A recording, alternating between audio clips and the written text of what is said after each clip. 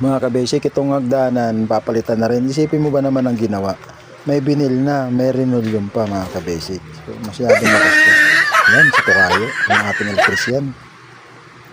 Malapit na. Ayan, babaklasin na natin yun sa unang step. So yan, ganun yan, itsura niyan. Tignan mo naman. Napakarami pa ng dikit na inilagay mga ka-basic. Kaya napakatigas tanggalin. So papalitan na natin lahat, tatanggalin natin lahat yan, papalitan na yun ng tiles. Ang pinalit natin nga pala dyan na tiles 20 by 100 ang haba. So sobra dahil nang lang yung step, babawasan na lang natin yan. So ayun, tingnan mo mga ka-basic. Ang kapal. Ang kapal talaga, parang kapitbahay namin.